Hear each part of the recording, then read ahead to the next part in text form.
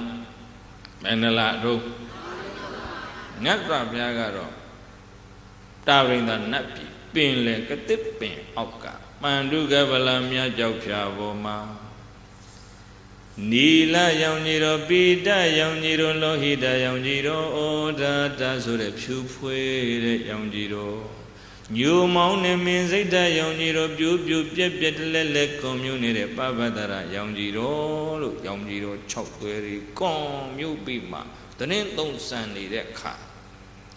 Mada Jesus Asian with the begin figure Mero Dando Dita Nadadi Do Dita Wimana do Dita Nabi Madama Aganawa Payashia do Yaula di Pive Takina Pati Miazavia Singoro Miaji Leya Venavina Nidi Tiny like bee Patama Uzo Yaula Oh Tafaya Nabi Depi do Jesus Sapu Yaula Vala Tiro, Mero Minada, do Dida Nabian Sena.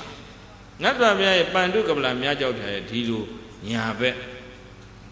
Pina Lima, Low Chi Tafaya, Mummy Tom Yasine, Pune. Dan do Dida Nata, by the Europe and Nata.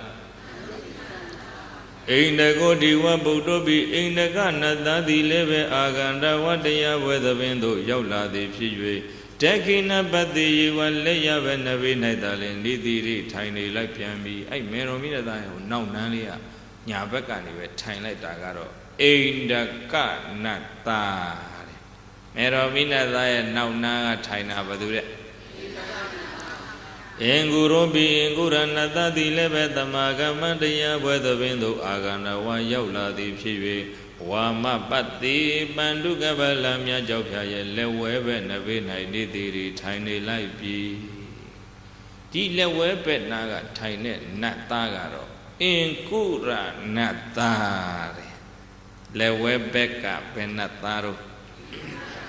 I mean, Natti. Piamari go Paita Jiru, ye, Avida Mataya Nabu, Tapue, way of Chilavare.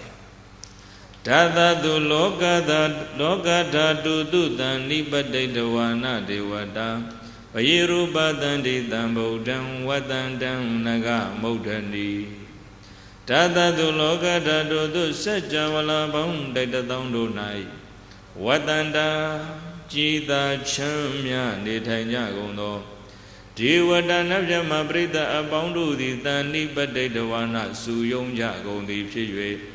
Naga Modani Mimu down Tene Wadandan the Rentos and Nero Mudo Tamburania and the Abancha the Miampian Guru Miaji Atando Bayi Rupa Tanti Tavivi Nechinka Yaushi La Java Begum the tea.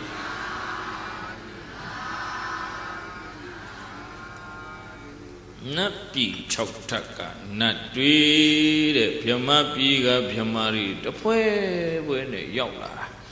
Nati Kana Goga, Leve, go only ha, pick dog. Piamari Hale, Piamari, go young Shidabe. Any dowry than Napi ma. Nadi Piamari, Kana Goga, tread a young riga, let the pig the lele down needed. Yatra Piashin, Kana Goroga, Yauniro Chowdhury, the lele communiraga leve. Ah, oh, gee, no maso. Eddie Nabiamari, a colon pone, a young nigga, Payeta G. Panduka Blamia Jopia Bodrin, don't need a fire, Kana Goga, Twette, young G. Dodi, Malamuna. Not the a colony, a young soup pauna, down ma, Peta G. Fire, young G. Dogo, Tayela. Na gozi di woni na Buddha da Virosadi, Tave dewe adegama, Tambodo, Virosadi. Cause the zone of Udo di Wombu Yanwela Nabiamadi. Wonina Kuyong Kua Apian Buddha Damyazwa Guru Myajit, now we Rosadi, Talon Bido, Matonli Mataupa, Naishaja Che. Tambudo Amyazwa Guru Myajiga, Dalenda Vidi, we alone soon don't have Yamabida, Abondo. ဝန္နေနနီလပိတလောဟိတဩတတမင်စိတ်တပပတရဆိုတဲ့ရောင်ကြီးတော်6သွဲအပြင်အတိတ်ကမ္မကြော်လွန်ဖုံးလွှမ်းတော်မူသည်ဖြစ်၍အတိရောဇတိကောင်းစွာမသွေအတာလွန်ဆုံးထွန်းတောက်ပါ၍နေတော်မူပါပေသတည်းမြတ်စွာဘုရားရဲ့ရောင်ကြီးတော်6သွဲကနတ်မြတ်မာတို့ရဲ့ကိုယ်ရောင်တွေအကုန်လုံးကိုလွှမ်းအုပ်ဖုံးပြီးမှတင့်တယ်တောက်ပတော်မူနေပါတယ်အဲ့ဒီလိုနတ်မြတ်မာတွေတဲ့တပွဲပွဲရောက်လာရမှာပိဋကကြီးဟိုမေရောမိနတ်သားရဲ့နောက်နားမှာထိုင်တဲ့အိန္ဒကနတ်သားကတော့သူ့နေရာသူမှာရောက်ကြတဲ့အိန္ဒိယရထိုင်နေဒီလက်ဝဲဘက်မှာထိုင်တဲ့အင်ကုရနတ်သားကြတော့အဲ့လိုမဟုတ်သူ့တဲ့တကိုးကြီးတဲ့နတ်ပြန်မာတွေရောက်လာတော့သူကနောက်ဆုတ်ပေးလိုက်ရတာ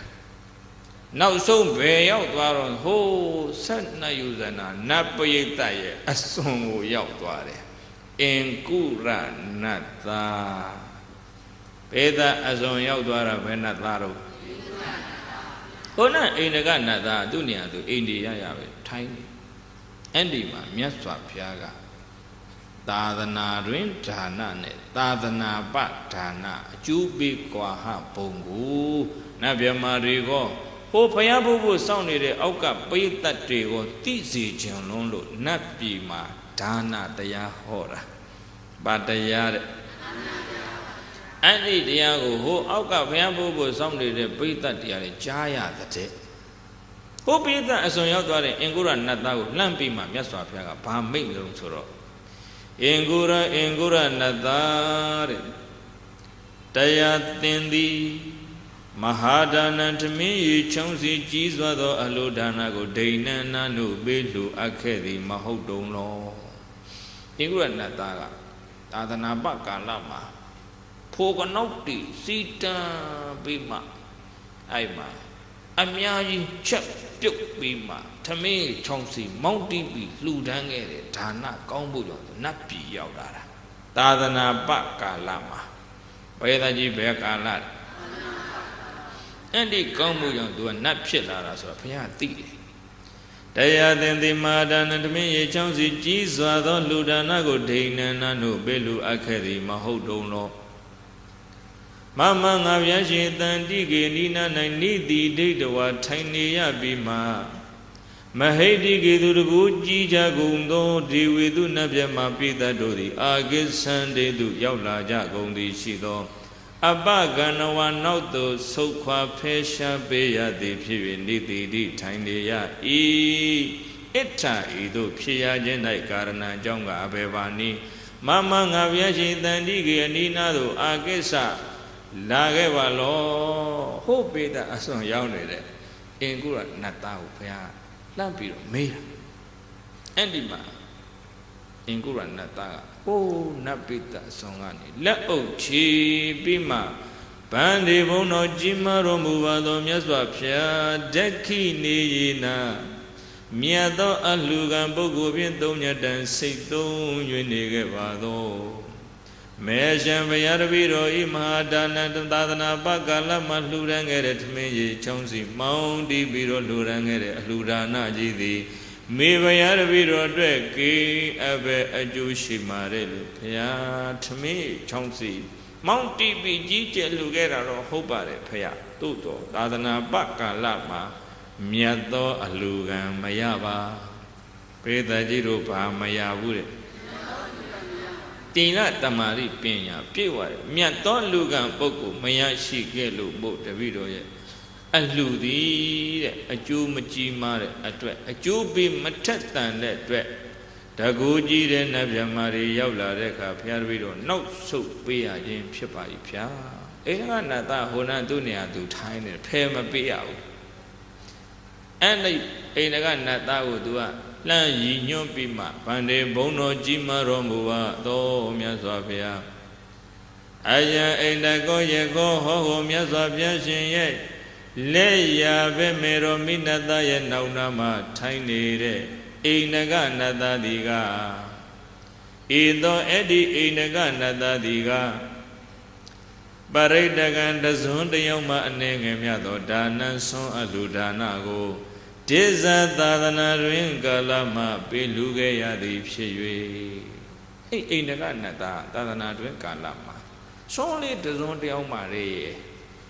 အရှင်အနုရုဒ္ဓကိုသူကဆွန်လောင်းခဲ့တာတဲ့တဇွန်တယောက်မှဆွန်လောင်းခဲ့တဲ့ကောင်းမှုနဲ့နတ်ဖြစ်လာတာတဲ့အိန္ဒကနတ္တဘယ်သာကြီးပဲနတ်သားတော့သာသနာတွင်ကာလဆိုတဇွန်တယောက်မှလှူတာပဲမဲ့အလှူခံပုဂ္ဂိုလ်ကပေးတဲ့ဣရသမารိပညာဂုံကျေးဇူးမရှိဘူးလားရှိသလားပရိတကံတဇွန်တယောက်မှနဲ့ငယ်မြတ်သောဒါနဆွန်အလှူဒါနကိုဒိဇသာသနာတွင်ကာလမှပေးလူခဲ့ရသည်ဖြစ်၍တာရဂဏိចេတာယတို့ရဲ့လည်းမစံတော်လာဝန်းကြီးသည်အတ္တိရောစတိယထာအလုံးသောចេတာယတွေထက်သာလွန်ပြီးတော့ထွန်းလင်းတောက်ပ၍နေသလိုသောအိန္ဒကိုရေခေါ်ထုမေရောမိနတယနောင်နာမထိုင်နေတဲ့အိန္ဒကနတတိကဒေဝပရိသမေဇေနဗျမပိသတ်တို့ရဲ့အလယ်မှာအမိဘယတပိတော်တို့ထက်အတ္တိရောစတိလာဝန်းကြီးတထံသာလွန်ပြီးထွန်းလင်းတောက်ပ၍နေရခြင်းဖြစ်ပါ၏မြတ်စွာဘုရားအဲ့ဒီအိန္ဒကနတ်သားဟာသာသနာတွင်ကာလမှာတဇွန်တယောက်မှလေအခုဓမ္မပိသတ်တွေမန္တလေးရွှေမြို့သူရွှေမြို့သားတွေနေတိုင်းဆွမ်းမလောင်ဘူးလားလွန်သလားသာသနာတွင်ကာလမှာလားသာသနာပကာလမှာလားဒီတန်ဖိုးကိုသိကြသာသနာပလှူခဲ့တာဟိုမှာထမင်းချောင်းစီမောင်းတီလှူတာသာသနာတွင်တဇွန်တယောက်မှလှူတဲ့အိန္ဒကနတ်သားနဲ့ဘုံတကူချင်းတူရဲ့လားမတူဘူးအကျိုးပေးခြင်းတူရဲ့လားကိုရောင်ကိုဝါခြင်းတူရဲ့လားအဲ့ဒါပိဋကတ်တွေကိုတန်ဖို့သိဖို့ရ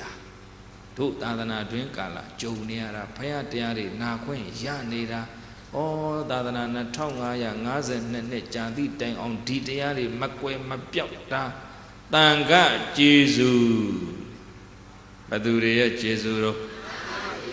အင်္ဂါတော်တွေစာပေပရိယမပုတ်မချတော့ဘူးမသိမအံတော့ဘူးစာသင်တိုက်တွေအကုန်လုံးကအတန်တိတ်ကုန်ပြီလူတွေကလည်းကိုယ်စည်းပွားရေးတော့ကိုယ်ပဲစိတ်ဝင်စားတဲ့ဘာသာရေးမပေးတော့ဘူးဆိုရင်ဒီတိုင်းပြည်မှာသာသနာကွယ်သွားမယ်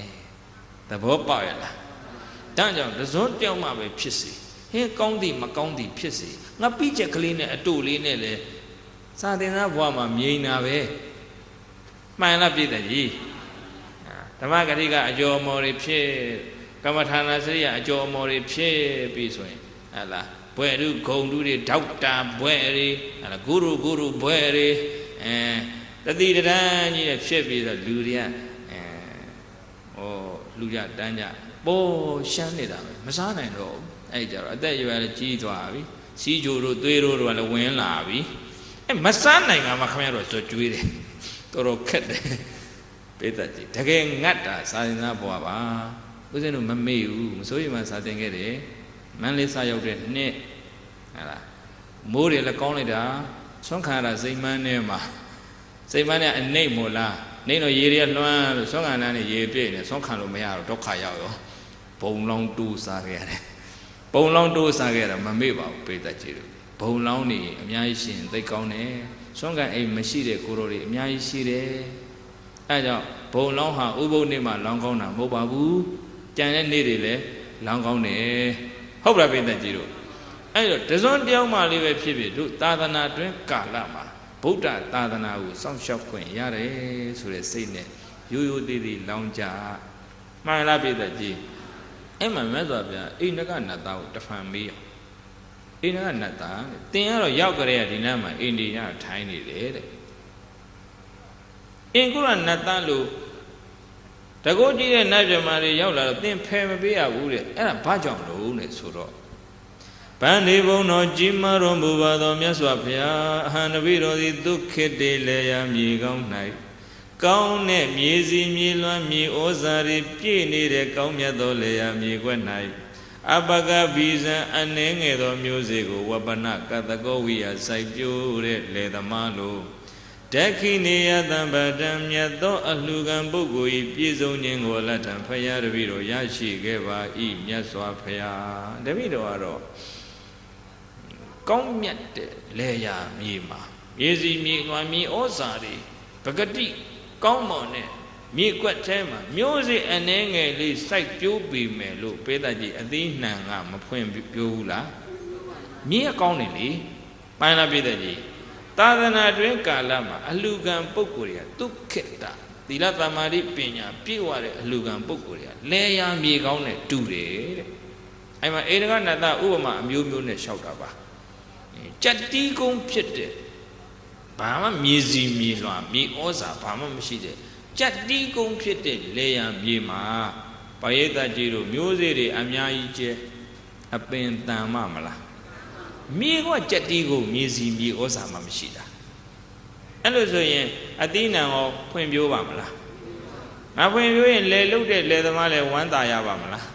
ဟုတ်တာအဲ့လိုပါပဲဖေဟာတဲ့သာသနာပကာလဆိုတာမြတ်သောလူကံပုဂ္ဂိုလ်မရတော့ကြက်တီးကုန်းမှာမျိုးစေ့တွေအများကြီးကျဲတယ်လို့ပါပဲတဲ့ပေါက်လာတော့အပင်ကနည်းနည်းလေးရဲ့တဲ့သာသနာပကာလမှာဒုတိလသီလသမာဓိပညာဘာမှမရှိတဲ့အလူကံပုဂ္ဂိုလ်တို့ထံမှာလှူဒန်းတဲ့အလူဒါနဘလောက်များပေမဲ့လို့အကျိုးပေးကြတော့ပေးသက်ကြီးနည်းသလားများသလားနည်းတယ်လေအင်ကုရဏသာဟိုးနောက်ရောက်သွားတယ်သာသနာပကာလမှာလှူခဲ့တာကိုအဲ့ဒီလိုအိန္ဒကနတ်သားကလျှောက်ပါတယ်လေယာမြေကကောင်းတယ်ဆိုရင်မျိုးစေ့နည်းနည်းလေးချပေမဲ့အပင်တွေကစီပင်ဖွင့်ကျိုးပြီးတော့မှလေလုတ်တဲ့လေသမားလည်းဝမ်းသာရတယ်လို့ပါပဲတဲ့သာသနာတွင်ကာလဆိုတစွန်းတယောက်မှလှူရတာပေမဲ့လို့အလူကံပုဂ္ဂိုလ်ဒီဟုသောလေယာမြေကမြေစီမြေလွှာမြေဩဇာနဲ့တူတဲ့သီလသမာဓိပညာပြည့်ဝတဲ့အတွက်ကြောင့်ဒါဗိတော်ရဲ့အလူဒါနအကျိုးကြီးကြောင်းပါဗျာလို့လျှောက်ထားတော့ဗုဒ္ဓမြတ်စွာတဖန်ဟိုအင်ကုရဏသားကိုအင်ကုရဏသဒါနနာမလူဒါနဆိုတာဝိစေယဉာဏ်ပညာဖြင့်ရွေးချယ်စီစေ၍ဓာတုံလူချင်းငါဝတ္တတိသင်ဤအလူတဲ့အခါဉာဏ်ပါပါစေပရိသတ်ကြီးတို့ဘာပါရမှာတော့ဆောင်းတွင်ကြီးမှာပံကာမလိုပါသဘောပေါက်လားနွေရာသီမှာပံကာလိုတယ်နွေရာသီမှာခြုံဆောင်နွေထွေးတွေမလိုပါကာလဒါနဖြစ်အောင်လှူရတယ်အဲ့ဒီအတွက်ကြပေးတဲ့ကြီးညံမလိုဘူးလားလှူတယ်ကြောင်းတိုက်တိုက်မှာလှူတယ်ဆိုတာအဲ့လိုလွတ်တာကိုရွေးချယ်ပြီးလှူရတယ်ဟုတ်လားဟောမှာဒေတာတီထောင်ကားစားတော့မို့စာသင်ကတီထောင်ကားစားတို့တချို့မှာဟိုကုရီမပြည့်စုံကုရီကောင်းတန်တန်ရှင်းရှင်းမရှိဘူးထယံလေးဝါတွေဝကတ်တွေနဲ့တကားရံပြီးတော့ဖြစ်တယ်လို့စာသင်တိုက်တီထောင်ကားစားတို့ရိတ်တာတီထောင်ကားဆင်းရဲတာဟုတ်မပြည့်စုံလူလည်းမသိသေးဘူးလေမှန်လားပြည့်တဲ့ကြီးအဲ့လိုအဲ့လိုနေရာမျိုးမှာဒကာဒကာမတွေတချို့တထေးတွေအောင်ဖယားဒကာဖယားအမခံဘောဇေဒီတဆူတဲခြင်းနဲ့ဆိုအဲ့ဖယားလှူဖို့တော့ပေါ်တယ်အဲ့ကိုမှတဲတဲ့စာသင်တိုင်းထဲကိုတော်တွေမလုံမလဲနဲ့ဟိုမှာကုရီတက်နေရတယ်အဲ့လေးလှူပါတယ်ဆိုအိမ်သာဒကာဒကာမကုရီဒကာဒကာမကြတော့တော်တော်ရှားတာပဲတကယ်တမ်းကြဘိသက်ကြီးတို့လူအပ်တဲ့နေရာမှာညံနဲ့ရွေးပြီးလှူရတာကအကျိုးမများဘူးလားအဲ့ကြောင့်ဒါနနာမလှူဒါနဆိုတာဝိစေယဉာဏ်ပညာဖြင့်ရွေးချယ်စီစေ၍ဓာတုံလူချင်းငါဝတ္တတိသင်ဤလို့မြတ်စွာဘုရားကအဲ့မှာအလှူဒါနလှူတဲ့အခါရာဂဒေါသမောဟအလိုစိုးအိဋ္ဌာကင်းတဲ့မြတ်သောလူကံပုဂ္ဂိုလ်တို့ထံလှူဖို့သို့မဟုတ်ရင်လည်းရာဂဒေါသမောဟအလိုစိုးကင်းအောင်ကျင့်နေကြတဲ့ပရိယပฏิပတ်အလုအထုတ်နေတဲ့မြတ်သောအလူကံပုဂ္ဂိုလ်တို့ထံမှာလှူဖို့အဲ့မှာလှူပုံလှူနည်းဘုရားကဟောတယ်နတ်ပြည်မှာဟောတယ်ဒါနတရားနတ်ပြည်မှာဟောတဲ့ဘာတရားဟိုးအောက်ကဘုရားဖို့နတ်ပြည်ဆင်းတာဖို့စောင့်နေပေးတယ်အကုန်ကြားရတယ်ဒေသနာပရိယောသန်နေဒေသနာတော်ရဲ့အဆုံးမှာအိန္ဒကောဇအိန္ဒကနတ်သားသည်၎င်းအင်္ဂုရောဇဟိုပိသအစွန်ရောက်သွားတဲ့အင်္ဂုရနတ်သားသည်၎င်းသောတာပတ္တိဖလေသောတာပတ္တိဖို့၌ပဋိဋ္ဌဟိန္တုကောင်းစွာမသွေတိတံဆက်ရောက်ခဲ့ကြပါပေကုန်တည်း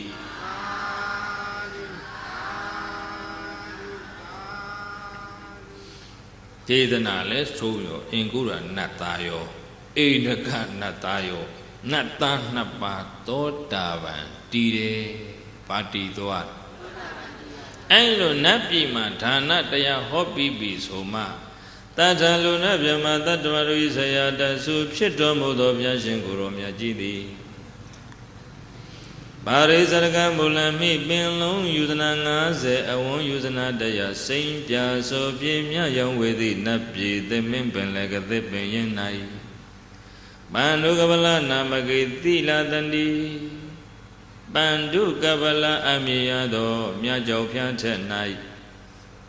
ပန္ဒုကပလနာမဂေတိလာတနေအလယံယူဇနာ60အနံယူဇနာ90တင့်တဲ့ရောင်လျံခေါင်ယံပမာကဗလနုနုမြပန္ဒု၌အာတိဇဝတ္တသစ္ဆန္တိလူလင်ကဲ့သို့တန်နိသိဏောပြောင်းရှင်ဝင်းဝင်းရောင်ရှင်လင်းလျက်တရင်သုံးပွဲလျောစံနေတော်မူပြီးသည်ရှိတော်တတ္တပညာယသိစရာရှိသည်များစင်ငါအောင်မကြံတကယ်သိနိုင်တဲ့အဓိပတိအတယေလယံတဗေညုတရွှေဉဏ်တော်မြတ်ကြီးဖြင့်မာတရမြင့်မှုတောင်ဥမကကျုတိကျေးဇူးအရှင်မွေးသမီးခင်ဖြစ်ခဲ့တဲ့မေတော်တန်တုတ်တိဒါနသားကိုပါမုခံကတဝအကြီးအမှုဥစီအဖြစ်ကိုတင်သည်ဖြစ်၍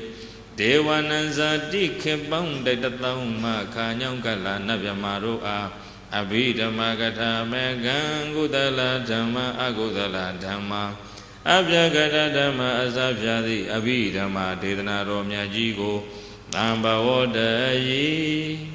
တန်ရှင်သာယတိတာအလွယ်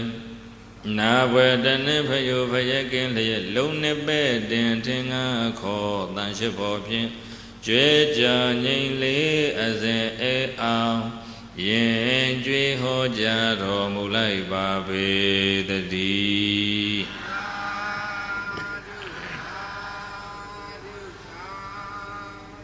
အဲ့ဒီမှာမေတော်မိနတာအမှုရှိတယ်နတ်မြမပိတ္တတေကိုအဘိဓမ္မာ9ကျမ်းဟောတယ်အဘိဓမ္မာဘယ်နှကျမ်းလိုက်ဆိုဓမ္မသင်္ကဏီကျမ်းဝိပင်ကျမ်းဓာတုကထာကျမ်းပုဂ္ဂလပညာကျမ်းကထာဝတ္ထုကျမ်းယမိုက်ကျမ်းနောက်ဆုံးအခုအွန်လိုင်းကြီးတွေနဲ့ရော့နေတာဘာကျမ်းတော့ပဋ္ဌာန်းကျမ်းလို့အဘိဓမ္မာဘယ်နှကျမ်းတော့ဓမ္မသင်ဝိပင်ကဒွါရတယစီ6ရက်ကြာကျမ်းသာတုတ်ရဲ့နှင့်ပုဂ္ဂလ9ရက်ဟောမြဲဆုံးကြီးကထာဝရရှင်မြီဝိသပယမိုက်ကျမ်းဘေဇဝိပဋ္ဌာနာရဲ့လို့လာသုံးလီမေတော်မိကိုဟောသည်ယတံရှေးတော်ပညာရှင်တွေကအဲ့တာဝရိန္ဒနတ်ပြည်မှာလူရက်အဖြစ်ဝါတွင်းသုံးတာအဘိဓမ္မာဟောပုံပိုင်းခြားပြီးတော့ပြခဲ့တာဓမ္မသင်ဝိပင်ကဒွါရတယစီတဲ့ဓမ္မသင်္ကဏီကျမ်းကို12ရက်ဟောရတယ်တဲ့ဓမ္မသင်္ကဏီကျမ်းဘယ်နှစ်ရက်လဲဝိပင်ကျမ်းလည်း12ရက်ဟောရတယ်12လီ24ရက်ရှိတာဝါဆိုလပြည့်နေရစာဟောတာ6ရက်ကြာကျမ်းဓာတုတ်ရဲ့နှင့်ဓာတုကထာကျမ်း6ရက်ဟောရတယ်တဲ့အဲ့တော့24ရက်နဲ့6ရက်နဲ့ပေါင်းတော့ရက်ပေါင်း30ဆိုတော့လအဖြစ်ဝါဆိုလပြည့်နေအောင်ဟောတယ်ဆိုရင်ဘယ်ရောက်သွားဝါကောင်လပြည့်နေရောက်တာဟုတ်လားပြည့်နေ6ရက်ကြာကျမ်းဓာတုတ်ရဲ့နှင့်ပုဂ္ဂလ9ရက်ဟောမြဲဆုံးကြီးပုဂ္ဂလပညာကျမ်းကို9ရက်ဟောရတယ်ခုနရက်ပေါင်း39ရက်နဲ့ပေါင်းလိုက်တော့39ရက်ကထာဝတ်ရရှင်မီကထာဝတ္ထုကျမ်းကို10ရက်ဟောရတယ်39နဲ့8နဲ့ပေါင်းတော့45ရက်45ရက်ဆိုရင်တစ်လခွဲပေါ့ဟုတ်လားပြည်တဲ့အဲ့တော့ဝိသပ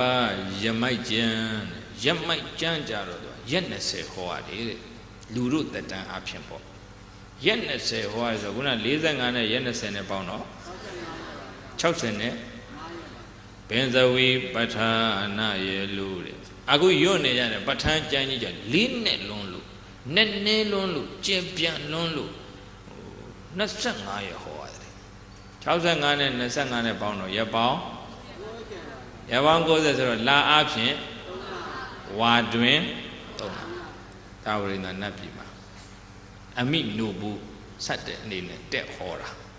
ကျတို့ဖယားဆိုတာလူသားဖယားလေသာဝရဖယားမဟုတ်ဘူးဟုတ်ပလားသာဝရဖယားကတော့ဆွမ်းစားဖို့လိုချင်မှလိုမှာပေါ့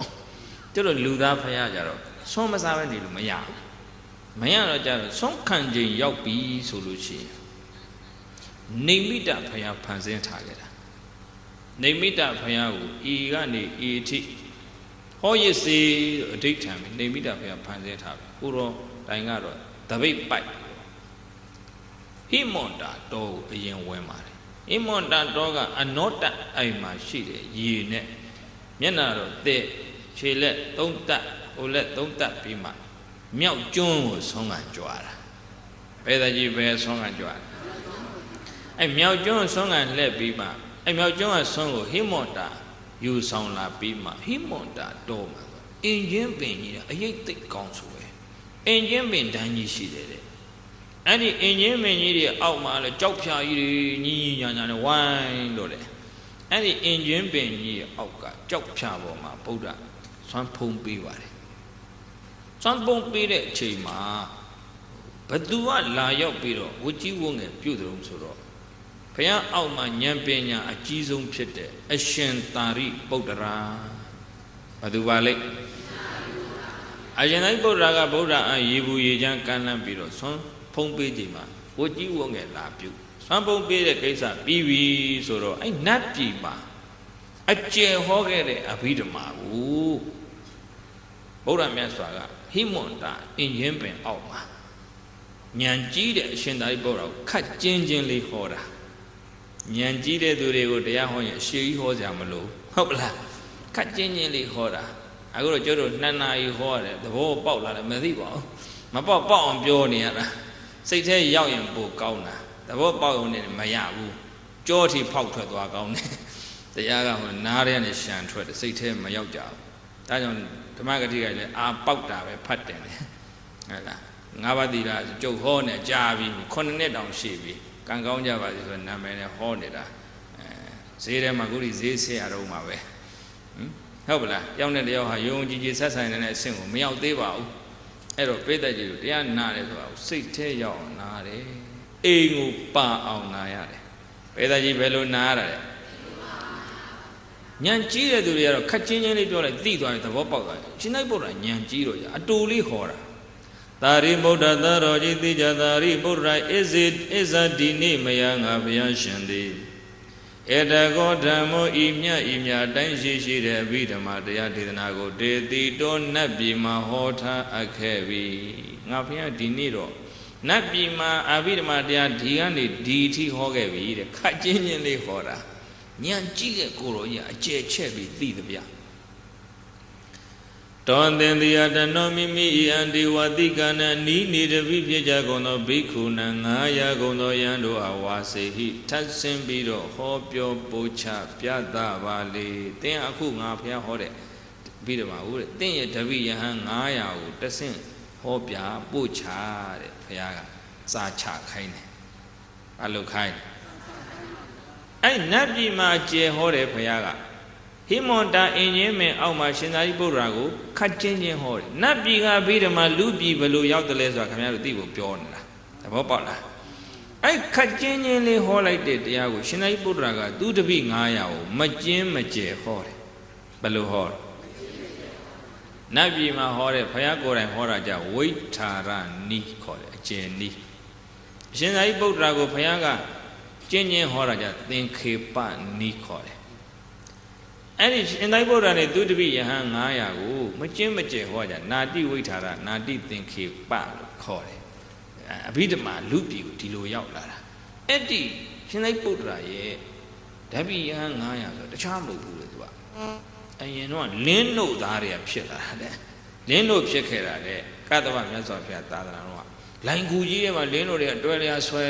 ပြီးတော့အဲ့မှာနေကြတုံးမှာယဟန်တော်2 ပါးအဲ့လိုင်ကူကြီးထဲမှာတော့အဘိဓမ္မာရွတ်တာလေဘယ်သာကြီးဘာရွတ်ပါလေတန်နေတန်ထားနဲ့သာသာရရွတ်တော့ နေတိုင်းဒီအတန်ကြားနေတော့လင်းတို့လေးတဲ့စိတ်ချမ်းသာကြည်နူးစရာကောင်းတဲ့အတန်ပဲတရိစ္ဆာန်နေဆိုပေတကြီးကုသိုလ်အကုသိုလ်လို့သိပါမလားမသိမှတော့ကုသိုလ်အကုသိုလ်ဒါခန္ဓာအရဏဓာတ်သစ္စာဘာမသိဘူးကြည်နူးတဲ့စိတ်နဲ့ကြည်ညိုတဲ့စိတ်နဲ့နားထောင်တယ်အဲ့ဒီအဘိဓမ္မာနာတဲ့ကျေစုတဲ့လင်းတို့ဘွားကရောက်တော့နတ်ပြည်ရောက်ကြတယ်လင်းတို့900ဘယ်ရောက်နတ်ပြည်မှာဘေးတဲ့နတ်စည်းစိမ်ခံရနဲ့ကတ္တပဘုရားသာသနာလေးအဲ့နတ်စည်းစိမ်ခံရဒီဂေါရမဘုရားသာသနာကြတော့တောင်းတိမြို့မှာအမျိုးသား900လာဖြစ်တာအခုနဘုရားရေမီးစုံစုံတကုတ်ကုန်ပြတော့သွားဖူးတာကြည်ညိုပြီးတော့ရှင်သာရိပုတ္တရာထံမှာယဟန်ဝတ်လိုက်ကြတာအဲ့ဒါအဘိဓမ္မာနာတဲ့ကျေစုမှန်လားပြေတဲ့ကြီးအခုတော့ပဋ္ဌာန်းပွဲတွေပဋ္ဌာန်းရာတွေရက်ွက်တွေထဲမှာဧတုဘေစယောအာရမဏဘေစယောနဲ့ကိုတော်တွေကတော့တခါတည်းကောင်းတော်တော့ရောလို့တပားနဲ့တော့ဖယားဟိုမှာနေမိတာဖယားဖန်ဆင်းပြီးတော့ထားခဲ့ပြီးတော့အဆက်မပြတ်အောင်ဟောတာလေဒါကြောင့်ကိုတော်ကြီးလည်းတဏှာရှိပြီဆိုတပားနဲ့မှလဲပြီးတော့အတန်ပြတ်ရလားအတန်မစဲပဋ္ဌာန်းပွဲကြီးတွေလုပ်ပြီးတော့ကိုတော်တွေကတော့ညင့်နဲ့တကောင်အော်လို့အဲ့ဒါခင်ဗျားတို့အာဘိဓမ္မာတရားပဋ္ဌာန်းပွဲလုပ်ပဋ္ဌာန်းနာရလားကိုရီးယားကကြည်မပြတ်ပါဘူးဟုတ်မလားကိုတော်တွေကတော့အလှဲ့နဲ့အော်လို့အတန်မပြတ်ရအောင်လို့လူတွေကကြကိုရီးယားကအလွတ်မခံနိုင်ဘူးတဲ့အောင်မှာပဋ္ဌာန်းပွဲလုပ်တဲ့ရည်ရွယ်ချက်ကလည်းတို့ရက်ွက်မီးဘေးကင်းမှုတဲ့ခိုင်းနိဗ္ဗာန်ထိပို့နိုင်တဲ့အဘိဓမ္မာတရားနဲ့နဲတဲ့တရားကြီးကိုမီးကင်းဆောင်ခိုင်းတယ်ရည်ရွယ်ချက်တွေနှိမ့်နေတာကိုပြောတာဟုတ်ပါပြီတဲ့ကြီးပဋ္ဌာန်းကိုဘယ်လိုရည်ရွယ်ချက်နဲ့လုပ်ရမလဲဆိုတော့ကဩလင်းတို့သား900တရိစ္ဆာန်နေတောင်မှကုသိုလ်အကုသိုလ်ခန္ဓာအရဏဓာတ်သစ္စာနားမလဲပဲနဲ့နာခဲ့တာနတ်ပြည်ရောက်သေးရင်တို့လူသားဗုဒ္ဓဘာသာတရားတရားရှိပြီးသားကုသိုလ်အကုသိုလ်ဆိုတဲ့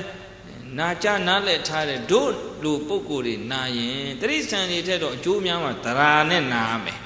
15မိနစ်နာရင်15မိနစ်နာနေ15မိနစ်နာကြည်ညိုတဲ့စိတ်နဲ့အခါလှုပ်ချီနိုင်ဝက်ဆိုနိုင်ဝက်နာတိချာနာတယ်ပဋ္ဌာန်းနာတာမှန်လားပိတကြီးအဲ့လိုနာတယ်ပြီးတော့じゃအဘိဓမ္မာနည်းလွန်းလို့တဲ့ပိဋကတ်တွေကွယ်ရင်အဘိဓမ္မာအစကွယ်မှာတဲ့အဘိဓမ္မာ9ကျမ်းမှာဒီပဋ္ဌာန်းကျမ်းအစကွယ်မှာပဲတဲ့အခုကိုပဋ္ဌာန်းချနိုင်တဲ့ဘုန်းကြီးကအတော်နည်းသွားပြီတော့နည်းတယ်မှန်လားပိတကြီးဒါကြောင့်တရိစ္ဆာန်နေနာရာတော်မှအကျိုးရှိရင်လူတွေအဘိဓမ္မာပဋ္ဌာန်းတရားနာရင်ပို့အကျိုးမကြည့်ဘူးလားအဲ့ဒါကိုသိရတယ်ပဋ္ဌာန်းပွဲလုပ်တယ်ဆိုတာယူသေးသေးလေးစားနာယူတဲ့ပုဂ္ဂိုလ်လည်းရှိရတယ်မှန်လားပြတဲ့ကြီးအဲ့မှာရှင်ဗုဒ္ဓသူတပိယဟန်900ကိုထပ်ဆင်ဟောတာအဲ့ယဟန်900ပထမဆုံးအဘိဓမ္မာဆောင်တွေဖြစ်လာတာလူလောကမှာညဇောဘုရားတော့နတ်ပြည်ပြန်တက်ပြီးတော့နေမိတဘုရားဟောလို့ရောက်တဲ့နေရာနေဆက်ဟောတာဒီနည်းနဲ့ဘုရားအဘိဓမ္မာဟောလာတာတရင်ကျွတ်ဖို့9ရက်လောက်အလိုရောက်လာတယ်နောက်ဆုံးပဋ္ဌာန်းတရားကြီးအဆုံးသတ်ဖို့ရာ9ရက်လောက်အလိုရောက်လာတော့ဘုရားဖို့စောင့်နေတဲ့36ဦးသနာမြေဧရိယာအတွင်းကဖွေးနေတဲ့လူလူပေးတတ်ကြီးဟာရှင်မောက္ကလံဝိုင်းလျှောက်တာ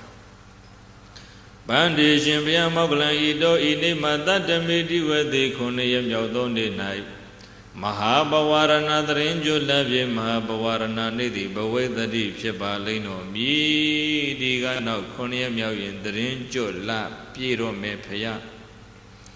တတ္တုမြတ်စွာဘုရားရှင်ကိုယ်တော်မြတ်ကြီးဩတရဏဌာနဆင်းသက်တော်မူမည်အယက်ကိုဩတရဏဒီဝတံဆင်းသက်တော်မူမည်နေ့ကိုသင်ညာတုံသိခြင်းကဝတ္တတိသင်ပါ၏ဖရာမြတ်စွာဘုရားတာဝရိန္ဒနတ်ပြည်ကနေဆင်းသက်တဲ့အခါဘယ်အယဘယ်ရေသမဆင်းသက်မှလဲဖရာဟောဒီသာဝတိမြို့မှာပဲဆင်းတော်မူမှာလားတပည့်တော်တို့သိရင်နဲ့ဖရာဖူးခြင်းလို့ဘယ်သာကြီးတို့ဘာဖူးခြင်းလို့တဲ့ရှင်မောက္ကလံကိုလျှောက်ထားတော့အရှင်မောက္ကလံကအဲ့ဒီပိတ္တရဲ့ရှေ့မှာငုတ်ခနဲ့ဆိုမြေကြီးထဲဝင်ချသွားတာတကူတွေဂုံတွေအင်မတန်ကြီးညိုစရာကောင်းတဲ့တရားဒီတရားတက္ကမတွေရှိရင်ငုတ်ခနဲ့ဆိုမြေကြီးထဲအောက်ဝင်ချသွားတာ ပြီးတော့မှငါတာဝရိန္ဒနတ်ပြည်တက်တာဒကာဒကမတွေအကုန်မြင်စေတည်းလို့အဋိဌံပြီးမှမြင်းမို့တောင်ချေရနေပြီအဲ့တာဝရိန္ဒနတ်ပြည်တက်တောင်ဖြည်းဖြည်းချင်းမြောက်တက်သွားတာဒကာဒကမလက်အုပ်ချီပြီးတော့ကြည်ညိုနေကြတယ်အရှင်မောက်ကလန်ဘသူပါလဲတာဝရိန္ဒနတ်ပြည်ရောက်တော့ဗန္ဒီဘုံတော်ကြီးမားတော်မူပါသောမြတ်စွာဘုရားပရိသတ်လူပြေမြေပြင်36ယူဇနာမြေဧရိယာအတွင်းမှာရှင်ဘုရားတို့နတ်ပြည်ကဆင်းသက်တာကိုဖူးမြော်ဖို့စောင့်နေကြတဲ့ပရိသတ်အပေါင်းတို့သည်တုံမာကန်ရှင်တော်မြတ်ဘုရားတို့ကိုဒိဋ္ဌဝဝနတ်ပြည်ကဆင်းသက်တာဖူးမြင်ပြီးမှသာလျှင်ကန္တုကာမပြန်လိုကြပါကုန်၏ဖျားတုံမေရှင်တော်မြတ်ဘုရားတို့သည်ကတ္ထဘေယထာဏဘေရေတမဩရောဟိတထဆင်းသက်တော်မူပါမည်နိဖျားမြတ်စွာဘုရားဘယ်မှာဆင်းသက်မလဲဖျားဆိုတော့ကျောင်းတော်ကြီးမောက်ကလန်သင်ရဲ့နောင်တော်ကြီးဖြစ်တဲ့ဒါရိပုတ္တရာနဲ့အဘိဓမ္မာဆောင်ယဟန်900တို့ဘယ်မှာဝါဆိုဝါကတ်တုံးနဲ့ဘုရားမေးတော့သင်္ကတ္တနဂရေသင်္ကတ္တမြို့မှာပေတကြီးတို့ပဲမြို့မှာတဲ့သင်္ကတ္တနဂရေသင်္ကတ္တမြို့မှာဝတ္တံဝါသောဥပကတောကရောက်ပါ၏မြတ်စွာဘုရားရှင်၌ပုတ္တရာနဲ့သူတပိယဟန်အဘိဓမ္မာဆောင်900တို့ကသင်္ကတ္တမြို့မှာဝါဆိုဝါကပ်ပါလေဗျာလို့လျှောက်ထားတော့အင်းတီအရှင်၌ပုတ္တရာနဲ့အဘိဓမ္မာဆောင်တွေကိုချီးမြှောက်ဖို့တဲ့အဟံငါဘုရားရှင်သည်ဤတောဤနေမသတ္တမေဓိဝတိ9ရက်မြောက်သောနေ့၌သင်္ကတ္တနဂရဒွါရေသင်္ကတ္တမြို့ရက၌ဩရောဟိတမိဆင်းသက်တော်မူမည်ဩဒရိတမိဆင်းသက်တော်မူမည်မင်္ဂဘုရားကိုဓာတုကမှာဖူးမြင်လိုကြတဲ့တရားဓမ္မပိသတ်တွေဟာတတ္တတို့သင်္ကတ္တမြို့ရကသို့အာဂိစံတို့လာရောက်ကြစီငါဘုရားဖူးခြင်းတဲ့ပိသတ်တွေအဲ့သင်္ကတ္တမြို့အရောက်လာမိတ်ရှိရတော့မှရှင်မောက်ကလူပြည်ပြန်ဆင်းလာတရားဓမ္မတို့ဒီကနေနောက်9ရက်မြောက်တည်င်းကျော်လာပြည့်နေဘယ်နေ့တဲ့ဒီတရားအဲ့နေဟောရင်သိကောင်းတာပဲအဲ့နေကြပြန်လို့လဲစူညာကြောက်တွေဖောက်ဗုဒ္ဓဘာသာတွေလုတ်နေပြီးတော့မှတရားဟောနေလို့ဟောနေမှမသိဘူးစူညာကြောက်တွေဖောက်ဟောနေထူးနေမြတ်မှန်းဘာမှသိတော့လူတွေကဘာသာရေးကိုဘာသာကိုဖြတ်မှပြက်တယ်သိရလားပိတကြီးသူများဖြက်လို့မပြက်ဘူးကိုကမလေးမဆန်းနဲ့ဖြက်စည်းမှကိုဘာသာကိုပြက်တာတရင်ကျော်လာပြည့်နေ့မှာပြန်ဆင်းမယ်တဲ့သင်္ကတ္တမြို့မှာဆင်းမှာမို့ကဲသင်္ကတ္တမြို့အရောက်သွားကြဆိုရှင်မောက္ခဏဦးဆောင်ပြီးတော့မှသာဝတိကပေတကြီးဝါတွင်း3လစောင့်နေတဲ့ပေတကြီးအုံမျိုးမျိုးနဲ့အဲ့မှာသင်္ကတ္တမြို့ကိုခြိတက်ကြတယ်ညဆိုပြန်လဲတရင်ကျော်လာပြည့်နေ့ရောက်တော့အာဘိဓမ္မာပဋ္ဌာန်းဒေသနာကြီးအဆုံးသတ်ပါတယ်ပဋ္ဌာန်းဒေသနာတော်လည်းအဆုံးသတ်လိုက်ရောနတ်ပြမပိတ္တပေါင်း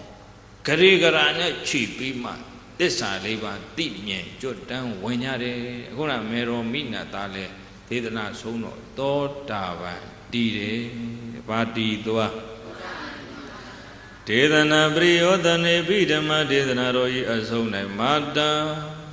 မြင့်မူတောင်ဥမကကျုတိကျေစုအရှင်မွေသမီးခင်ဖြစ်ခဲ့တဲ့မေရောတန်တုတ်တိတာနတ်သားသည်သောတာပတိဖလေသောတာပတိဖို့၌ပဋိဋ္ဌာတိကောင်းစွာမသွေတည်တံဆက်ရောက်ခဲ့ပါပေသတည်း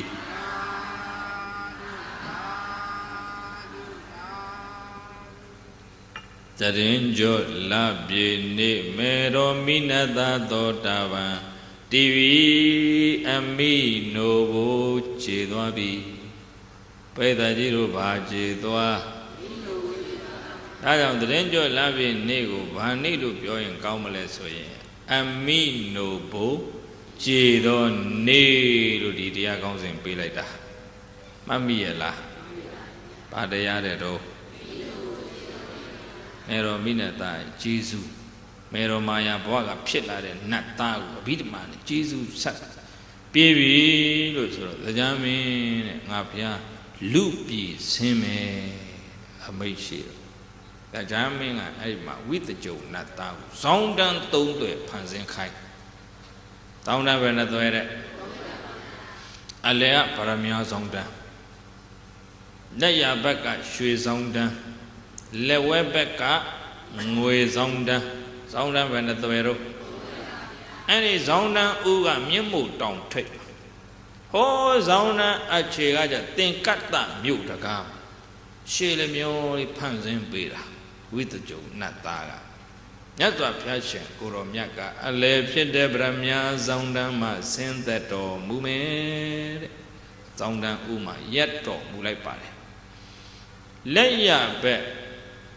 ရွှေဇောင်းတန်းကနတ်ပိသတ်ဒီစီတန်းလို့မြတ်စွာဘုရားဆင်းသက်တော်မူတာလိုက်ပို့မယ်လို့တဲ့လက်ဝဲပဲငွေဇောင်းတန်းကဗြဟ္မာပိသတ်ဒီလက်ဝဲဘက်ကဘသူတွေတော့တရားမင်းကြီးကမြတ်စွာဘုရားရှင်ကိုရောမြတ်ဤသပိနဲ့နထသင်္ကန်းကြီးကိုပွေးပိုက်ပြီးတော့ဖယားနောက်တော်မှာကပ္ပိယဖြစ်နေလိုက်ပြီးတော့ပို့ဖို့တယ်တရားမင်းရဲ့သပိပိုက်လို့ဖယားနောက်ကအဲ့ဒီမှာပိသတ်ကြီးတို့ရဲ့ပင်စတိကနတ်သားကဘေလူဝနတ်ဆောင်ကြီးကိုပိုက်လိုက်ရဲ့နတ်တူရိယနတ်သချင်းတွေနဲ့ဒီဆိုတီးမှုတ်ပြီးမှပို့ဆောင်ဖြည်းဖြည်းချင်းအခါလဲနတ်ပိသတ်တရားညာဘက်ကစီတန်းလို့မြတ်စွာဘုရားကအလယ်ဖြစ်တယ်ဗရမ ्या ဆောင်တာညာဘက်ကလည်းပဲငွေအောင်ဆင်းရှိတဲ့ဗျံမာတွေဟာငွေဇောင်းတန်းကနေပြီးမှစီတန်းပြီးမှလိုက်ပါပို့ဆောင်ရတယ်မာဒလိနတ်သားကနတ်ပြည်မှာရှိတဲ့နတ်ပန်းတွေကိုဘုရားရဲ့ပြီးဝဲရမှာကျဲဖြန့်ပူဇော်လိုက်ပါလာတယ်ပင်စတိခနတ်သားကနတ်ဆောင်တီးလို့မာဒလိနတ်သားကနတ်ပန်းနေကျဲလို့တရားမင်းကြီးကဖရာရဲ့နောက်တော်ဘာကသပိတ်နဲ့သင်္ကန်းပိုက်လို့ကပ္ပိယဖြစ်နေလိုက်လာတာဘာမင်းတို့ကျွတ်လို့ဖရာအဲ့ဒါလောက်ဘုံကြီးတယ်ဖရာဗျမ္မာမင်းကြီးတွေကမြတ်စွာဘုရားရှင်ရဲ့ထက်တော်မှာကနဲ့ကရန်ထီးပြူကြီးတွေမို့လို့သူရမဗျမ္မာမင်းကြီးကဝါလာဘိဇနိသာမိယနဲ့ဗုဒ္ဓဘေးမှလိုက်ပါလာတယ်တကွန်ကုတ်ကမလီဝါရီတလူလူတလွင်လွင်နဲ့တဖြည်းဖြည်းချင်းပိသတ်ကြီးဆင်းတက်လာအဲ့ဒီနေ့ကလူပြည်ကဟိုးသင်္ကတ္တမြို့မှာစုဝေးနေကြတဲ့ပိသတ်ကြီးကလည်းပဲနတ်တေဗျမာတွေကိုမြင်ရတဲ့နတ်တေဗျမာတွေကလည်းအဲ့ဒီဖယားတာဝရိန္ဒာကဆင်းတာဖူးဖို့စောင့်နေတဲ့လူတွေကိုမြင်ရတဲ့အပြန်အလှန်မြင်ရတဲ့နေ့တရင်ရောလာပြေနေ့အမိနိုဘိုးခြေတော်နေမြတ်စွာဘုရားမေရောမိနတအာဘိဓမ္မာနဲ့နှုတ်ပိုးကြည်အောင်ဆက်ခဲ့ရတော့အလယ်ဖြစ်တဲ့ပါရမ ्या ဆောင်းနာမျက်နှာတော်ပြုံးရှင်လို့ဘသူနိုဘိုးကြည်ခဲ့လို့တရင်ကျွ၍မြတ်တော်သခင်တို့ရှင်မင်းလီလန်းရှင်မြေမြေနှလုံးမွေဒီအမိနိုဘိုးကြည်အောင်ဆက်ခဲ့ရလို့မျက်နှာတော်ပြုံးရှင်လို့ဗရမ ्या ဆောင်းနန်းကမြတ်စွာဘုရားရဲ့မျက်နှာတော်မြင်အောင်ဖူးကြတရင်ကျွ၍မြတ်တော်သခင်တို့ရှင်မင်းလီလန်းရှင်မြေမြေနှလုံးမွေဒီတရင်ကျွ၍စောစောဖြူထွားကြံမျိုးငါလီကြွားကြွားဝင်းဝင်းငွားငွားငွင်းဒီတရင်ကျွလအရာသည်နတ်ပြည်ကနတ်ရေကန်နေမှာလူပြည်ကရေကန်တိုင်းမှာကြာပြူရီကြာနီရီကြာညိုရီပုံနှရိပ်ကြာပန်းနေပဒုံမှာကြာပန်းနေကြာမျိုးငါပါတို့ကြွားကြွားဝင်းဝင်းငွားငွားငွင်းငွင်းဆွင့်ပြီးတော့ကားပြီးတော့မှကြာပန်းနေပွင့်နေရသည်တရင်ကျော်လာရသည်ပိသတ်ကြီးတို့ပဲရသည်တဲ့တရင်ကျွ၍ဆွတ်ဆွတ်ဖြူထွားကြံမျိုးငန်းလီကြွားကြွားဝင်းဝင်းငွားငွားငွင်းဒီတရင်ကျွ၍ဖြတ်ဖြတ်ပြူးပြက်မိပန်းကလေးလက်လက်အသွင်ရောင်မျိုးစင်ကဲသင်္ကတ္တမြို့သူမြို့သားတွေဖျားဖူးဖို့ရောက်လာကြတဲ့အနေနဲ့ရရကပိသတီနေဝင်မိုးချုပ်ချိန်မှာဗုဒ္ဓမြတ်စွာဆင်းသက်တော်မူမည်မို့သင်္ကတ္တတစ်မျိုးလုံးထိန်လို့ရှိမီရောင်စုံတစ်ဖြတ်ဖြတ်နဲ့ညှိထွန်းပြီးမှပူဇော်ရာဘယ်နေ့မှာတော့နတ်ပြည်ကနေ ပြန်ဆင်းတဲ့ဘုရားကိုရည်မှန်းပြီးတော့ပူဇော်တာဗျို့စီမီထွန်းတတ်ကြဗလားနောက်နှစ်တိုင်းတဲ့တဲ့ညောက်လာပြီးတော့စီမီထွန်းတာပဲသူများထွန်းလို့ထွန်းတာပဲသိတယ်ဘာလို့ထွန်းမှလည်းမသိဘူးဘယ်လိုရည်မှန်းလည်းမသိဘူးမြတ်စွာဘုရားရှင်ကိုရောမြတ်ကြီးရဲ့လက်ရပဲရွှေဆောင်နှမနတ်ပိသတိတန်းစီလိုက်ပါလာသည်လက်ဝဲပဲငွေဆောင်နှမမြမပိသတိလိုက်ပါလာသည်မြတ်စွာဘုရားရှင်ရဲ့နောက်တော်ပမတကြံမင်းကြီးကသပိတ်နဲ့နထသင်္ကန်းကြီးပိုက်၍ကပ္ပိယဖြစ်နေလိုက်ပါလာသည်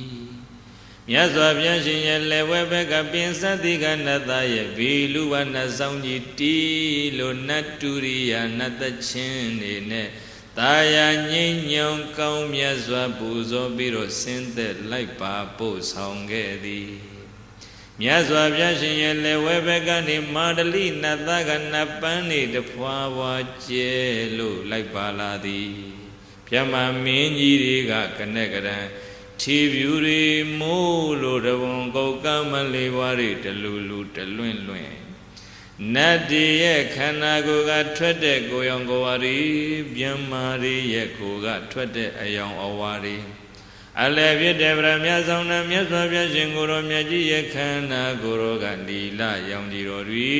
ပိတရောင်ကြီးတော်တွေလောဟိတရောင်ကြီးတော်တွေဩဒတရောင်ကြီးတော်တွေမင်းစိတ်ထရောင်ကြီးတော်ပြူပြူပြက်ပြက်ပပတရရောင်ကြီးတော်ဆိုတဲ့ရောင်ကြီးတော်6သွဲတွေဟာနတ်တိမြမတွေရဲ့ကိုယ်ရောင်ကိုယ်ဝါတွေဖုံးလွှမ်းပြီးမှပြူပြူပြက်ပြက်တလဲလဲကွန်မြူနေတာဘယ်နေ့တော့ဖြည်းဖြည်းချင်းနှိမ့်ဆင်းလာတယ်ဟောဇောင်းနှံခြေမှာရှင်သာရိပုတ္တရာဥဆောင်တဲ့တပိယဟန်900အဲ့ဒီနောက်ကမှဖွေးနေတဲ့လူတုပေးတတ်ကြီးကလက်အုပ်ချီလို့ဇောင်းနှံ3သွဲနဲ့တင့်တဲ့တပ်ပဲစွာဆင်းသက်ကြွမြန်တော်မူလာတဲ့မြတ်စွာဘုရားရှင်ရဲ့ရောင်ကြီးတော်တွေဖူးရတာရင်ထဲမှာပီတိတွေပြုတ်လို့တဲ့ပေးတတ်ကြီးဗုဒ္ဓမြတ်စွာအတက်တုံးကလိုပဲရင်မိအစုံတကူကုံကိုထပ်ပြီးပြပါတယ်ပြီးတော့မြတ်စွာဘုရားအရက်ရှစ်မျက်နှာအထက်အောက်10မျက်နှာကြည့်လိုက်တော့စัจ java လာပေါင်းများစွာဟင်းလင်းပွင့်သွားတယ်ဒါကြောင့်အဲ့ဒီနေ့က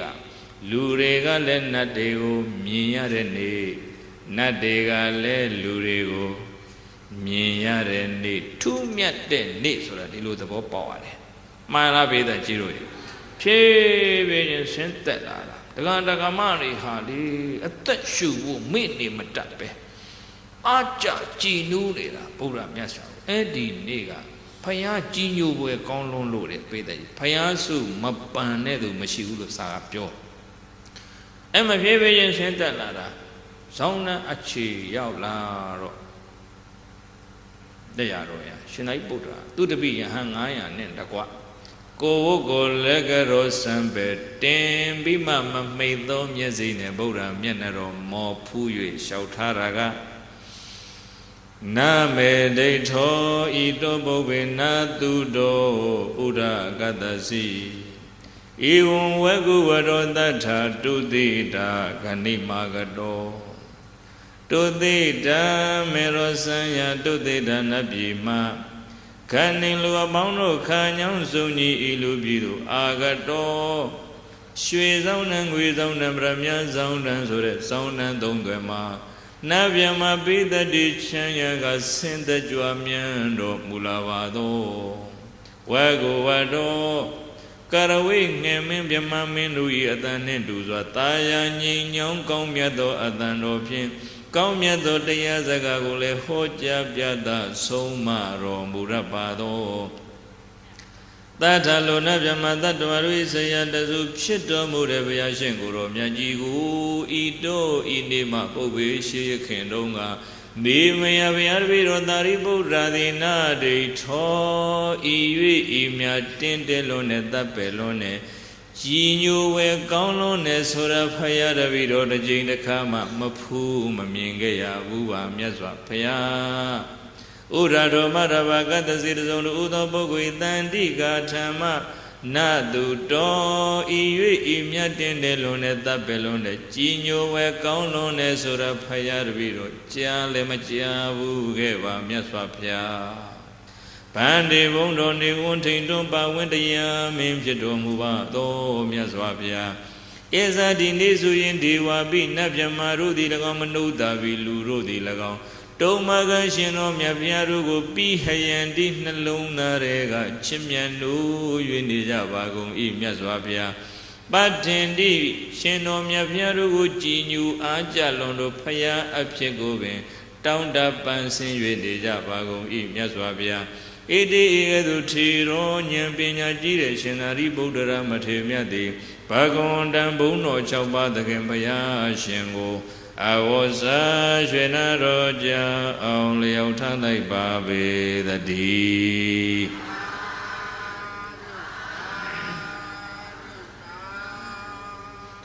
Pondon the wanting to buy when the Yamim Chedomuba, the Om Yaswapia. Taurinda Napima Merominata Avida Maria Didana Jesu no Buriji on Sakabida no Horilu. She Zaunan, we Zaunam Ramya Zaunan Zore Zaunan Dondema Navyama Bida di Chanyanga the Guru Young Giro de Telele Comubiro, Joamian Sinteto Mulare, Yaswa Pia Pia Diniga Hoshi Yakin, the Jinda Kama, Tilo, Miazwa Pia Gino, where Kono Namafu, Madwigaya, Buba, Miazwa Pia,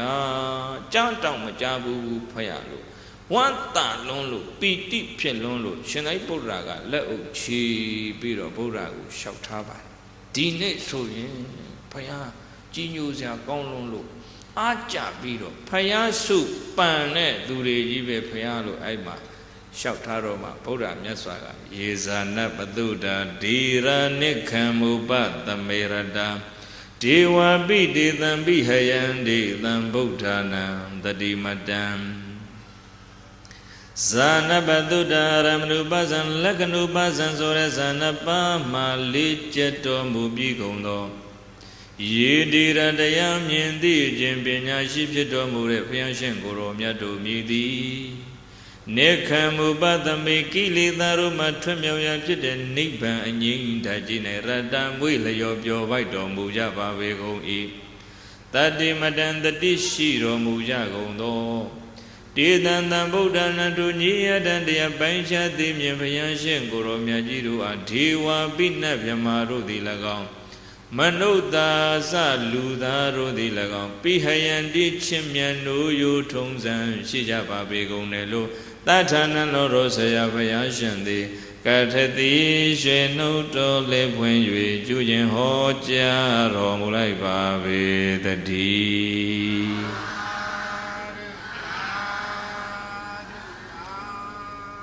Erikara Lepaya Holako, Miapia Zwato, Ludu Peta, Tessa Leva Timie,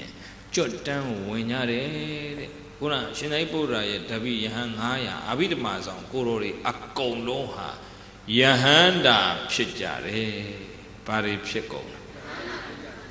Mero Minata Doda Vandira Mo Amino Bo Jedoni, Soradrenjo Lavini, Hopala, Toro Chania, Ayatamari, Yonlo, Malaude, Ne, Ayesai, Yon Malaude, Ne. Homala, Kai Ayatamari, Mulon, Yulon, and the Sanke, Titan, Ne, Tweet, and your Pite, Ne, do name Yako, Pesi Pienida. Lumioja Bada Jala, go Pada when he lasora. Sinajaba. How will I be the day? Then on the danger of Lavini, Yoda Kava, Charo solution, I know need it to the Aho, Legum come, Alu Suya. Tamat the women, Mati, Anana Kapi Japota, she did. Taha, Buddha Pada, Jinchi Muru, Piolo Yamala, Get Amino Buchidoni, Peda Juru, Pibavi, now the danger of Lavi needed Yoteka, Puzo Rajabazi, Tifaya, aim pen below Shin, Peta Jiroye, Ala, Pierre Mataja, Di the Go Goni, Ayo Bubi, Swan of Pano, Yano, Kakudo Mawaula. Can you the chami, you them chag and men like my society?